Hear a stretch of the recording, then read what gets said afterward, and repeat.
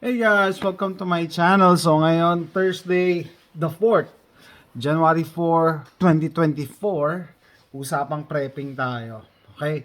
So the other night, nag-message sa akin yung kaibigan ko si Jed, no? So mapapanood mo to, mention ko yung napag-usapan natin. So na-mention niya sa akin yung about EMP Shield.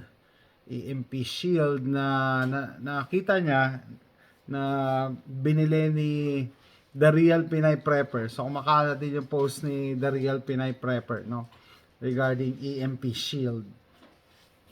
So pakita muna natin post. Yan, EMP Shield. Makalat yung ano. So tinanong ng kaibigan ko, no, sabi niya, maganda pala yung ano, kaso mahal. Siyempre, yan ang unang reaction. Gano'ng kamahal yan? Ito yan, no, sa Amazon. Dito ako sa US, no. So, ayan. $399. $419. $438. $399, $499, yeah. So, may 700 pag dalawa. Okay. Okay.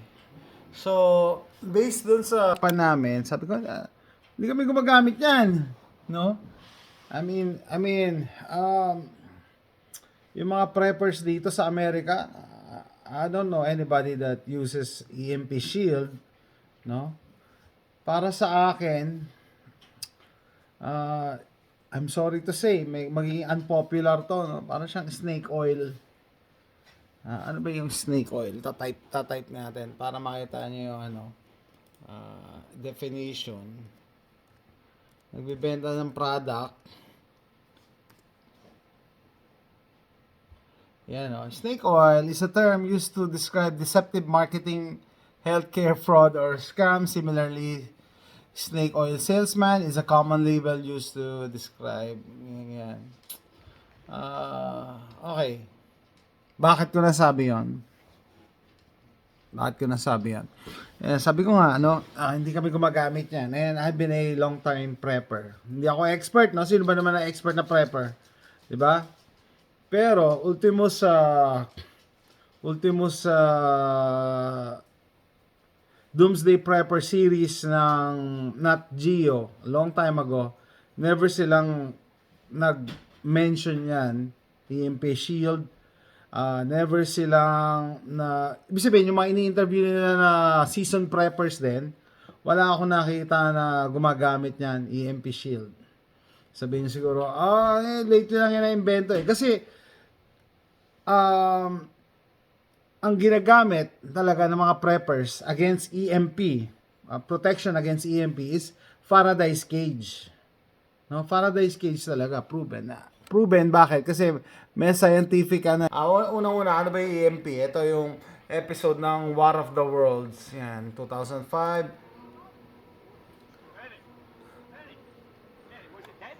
Yan. Everything. Look at this. Ayaw umandar. Stars, right. Lightning hit it? Not even close. I thought if I changed it, you got any idea what's going on? I'm on my way to find out. Try changing the solenoid. Right. That's what I said. I told you that. The solenoid. Changing the solenoid.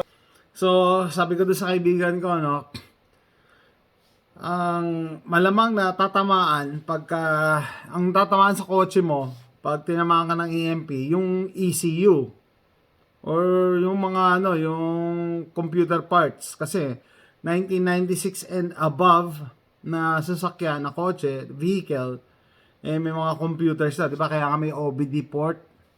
So, yun ang ifa-fry niyan yung mga motherboard ng sasakyan. Ito nga, lumang van na to Lumang van na yung nandiyan sa pelikula na yan, Palitan daw yung solenoid. Palitan may solenoid. Basta yung kasi EMP, yung kuryente, mag-aanap yan ng outlet na gagapang yan sa mga conductors. So, yun nga, kung may mga capacitors, transistors, yan ang overload niyan. So, usually dun sa motherboard na part or sa mga fuses, yan ang sisirain yan. Okay? And isa sa mga napag-usapan namin, sabi ko, Di ba ang panlaban naman talaga sa EMP is Faraday's cage. And yung vehicle natin, parang Faraday's cage na siya. Kasi yung buong sasakyan is metal, tapos nasa loob ka, may insulation ka, may carpet, may leather, may foam. Kung nasa loob yung yung pinoprotektahan mo, so syempre insulated na 'yon. Ang iniisip ko kagabi, syempre yung ECU or yung mga fuses, nakakonect pa rin yan sa katawan, nakakonect yan sa body ng sasakyan, di ba? Yung ground, nakakonect yan. So yung kuryente, nyari, tinamaan ka ng lightning yung kotse mo, syempre gagapang lang yan sa bakal. Yung ECU mo, yung computer mo, yung mga fuse mo, connected pa rin yan sa bakal kasi naka-ground nga, di ba? And yung wires. So, sira yan. Okay? So, ito, pa ako, So, hopefully, ma-appreciate nyo, Ito naman. Okay, so, if ever, kunyari, magkabit ka ng EMP shield na worth $400 para sa kotse mo, Ito ang tanong, gusto nyo ba na ikaw lang ang merong umaandar na sasakyan? Di ba nakakatakot yun? Ikaw lang? Ayan. Pinagkaguluhan siya kasi napaandar nila yung van, di ba? Yung lumang van. Ngayon, lahat gustong kunin yung van nila. Oh. Di ba? Gusto nyo ba na ganyan na maging senaryo? Why are you doing that? Wants a ride, Rich. Everybody just wants a ride. Can we give him? Diba? Hindi mo pwede tulungan lahat yan. Sobrang dami yan. Hindi mo pwedeng tulungan. And, eto mangyayari dyan kung hindi nyo pa napanood to. A good example of an SHTF situation.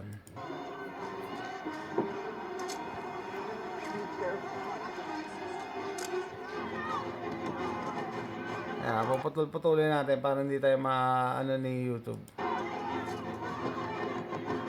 Ayan, sobrang dami niyan. Gusto mo, kayo lang ang merong umaandar na sasakyan. So, minsan kino-question ko para saan yung EMP shield para sa kotse? I'm sure, ang iniisip nyo, gusto nyo makauwi, Pero, hindi ba kayo natatakot sa ganitong senaryo? Hindi kayo natatakot. Di ba, fast forward na natin.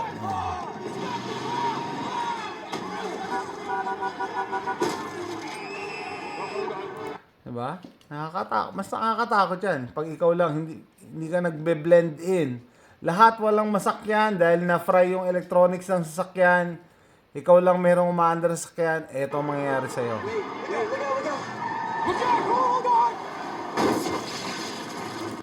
Diba? Syempre, dapat may dala kang pang self-defense dyan. Bakit? Kasi ito na yung kasunod.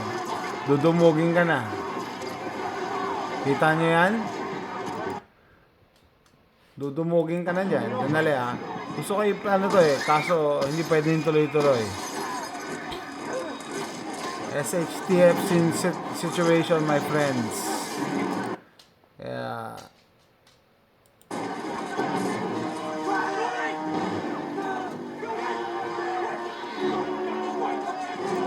okay, so and then syempre alam naman natin na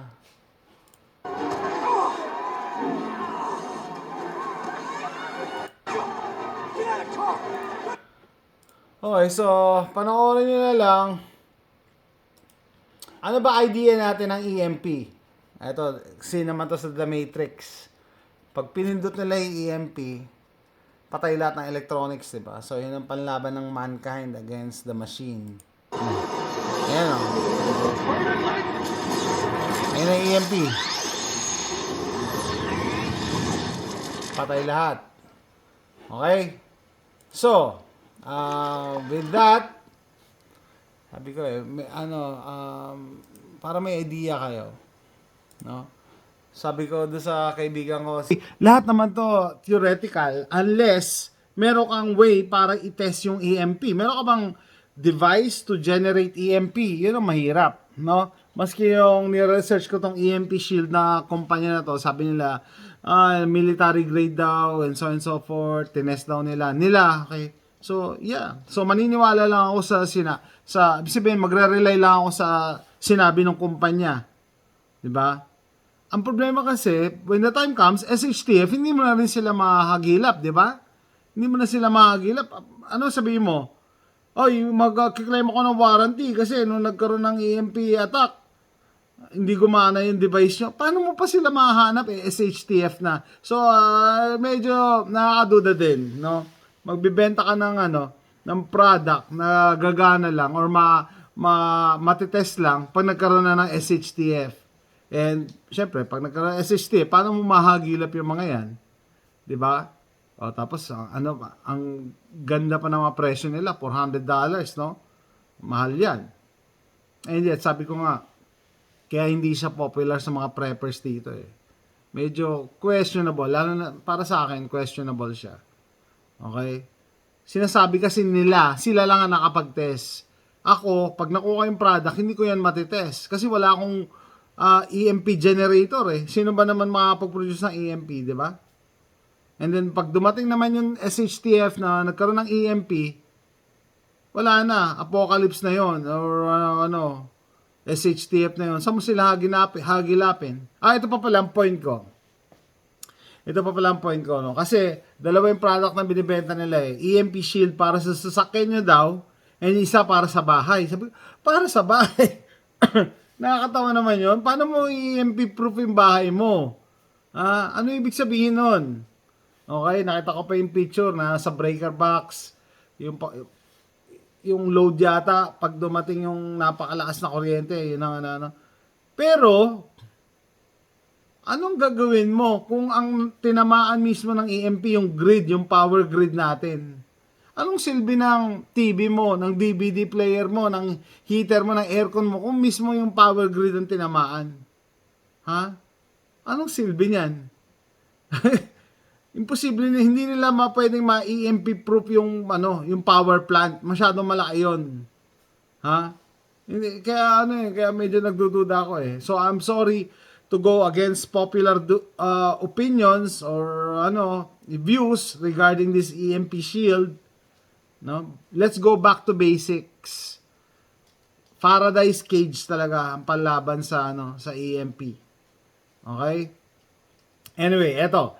Yun nga no. Tapos kung sakali na EMP proof mo yung bahay mo, lahat brownout, ikaw lang ang may ilaw. Gusto mo rin ba yun? Kitang-kita ka sa malayo na, yung bahay nito ni Jason, no?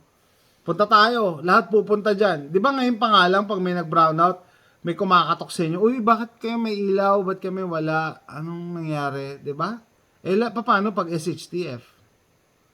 'Di ba? Mas lalo kang magiging target pag ikaw nag-stand out na ikaw lang ang may ilaw. 'Di ba? It goes against prepping para sa akin. And yun nga, pwedeng tawagin talagang snake oil tong product na to, EMP shield. Although wala rin akong scientific proof, pero listen to my arguments kasi, 'di ba? Very sound naman yung yung mga concerns na nire-raise up ko. And ano ba talaga ang Faraday's cage? Ito. What is a Faraday? First invented in the 19th century by Michael Faraday, a Faraday cage is an enclosure used to Yeah, enclosure. Usually, hindi usually, basta metal yan na dyan lang yung block kuryente. electromagnetic fields. It can also be referred to as a Faraday shield, an RF cage, or an EMP. Yes, so, example na, kaya nga yung bahay parang napaka-misleading nun. Paano mo i-EMP proof yung bahay mo? 'Di ba? Yung grid mo siguro, yung kuryente mo, EMP proof mo kasi ikakabit daw doon sa sa breaker box, after the breaker box yata 'yon. Paano yung mga electronics sa bahay mo? Fried lahat 'yan, yung mga motherboards niyan, yung cellphone, computer, power bank mo, and so forth. Yan baby monitor, wifi, remote control. Paano may mapoprotektahan? Nasa loob lang ng bahay. Hindi naman gawa sa bakal yung bahay mo. EMF cage. A Faraday cage can Yan, be ito ang tinatawag na Faraday's cage. So, bakal lang paikot, hindi tatagos ang kuryente sa loob. No? So, kung may insulation ka, kung may product ka sa loob na gustong proteksyonan, lagyan mo na siya ng insulation, hindi siya didikit sa wall. or a continuous Safe covering siya. of conductive metal. Faraday cages work through electrostatic induction. Ayan, tingnan nyo hindi natin pwedeng dire-diretso rin eh. external electric field Hindi acts upon tatagos. the electric charges Gagapang within the lang cage's paikot. conductive metal, causing them to be distributed. This cancels out the external field's effect on the interior of the cage. Faraday cages are used to protect sensitive electronic equipment from Yeah, so ganun no, guys. Yung na-mention ko, parang yung na-research ko pa yung EMP shield na yan, no. Yung kinakabit sa kotse, pag may dumating daw na bolt of electricity, idadump niya sa ground yung yung electricity na yan. Tapos may isa pang type, yun nga, yung mga resistors, transistors na yan. Yun lang, yung mismong device ang masisira pero hindi yung kotse mo. Pero at what cost and how do you test it? Yun ang problema ko eh. How do you test this type of device? So, hindi kaya snake oil lang yan? No? Pinapangakuan kayo na, uy, may produkto na gagana. Pero when the time comes, dun mo lang siya matitest. Hindi mo siya matitest ngayon. Ordinary day. Magre-rely lang tayo dun sa nagbebenta. Which, syempre, they are aiming to profit. Kailangan nilang di ba? Kailangan nagninegosyo para kumita eh. So, wala akong makita talaga na na actual scientific knowledge behind it. No? Unless, yun nga alam, kundi magre-rely ka lang sa sinabi nung nagbebenta ng EMP shield na, uy, gagana to pag ganito nangyari. Diba? And, yun nga, is it a con or is it in favor for you pagka gumamit ka ng mga ganyan? O mas malalagay ka sa peligro?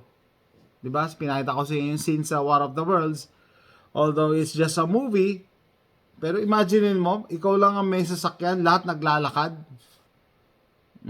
Paano kung meron dyan may barel, tapos gusto nilang kunin yung sasakyan mo kasi ayaw na nila maglakad? Or ikaw lang ang may bahay doon sa buong barangay o buong city, buong Metro Manila. Sa tingin mo, walang pupunta dyan sa inyo? Unless, una dyan, mag-i-inquire. Uy, ba't kayo may ilaw, kami wala?